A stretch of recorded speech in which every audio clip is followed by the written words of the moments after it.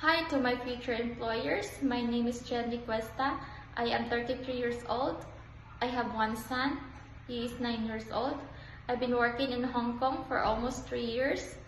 I finished my first contract on my first employer. They are Chinese family, 2 working couples and 2 kids. My duties are marketing, cooking, cleaning, ironing, laundry, and taking care of the 2 kids and also taking care of the pets. They have fish and turtles and birds. On my second employer, I worked 5 months only because due to the relocation, my duties are cooking, cleaning, laundry, and ironing. On my third employer that I was on break contract, I'm taking care of the 3 kids.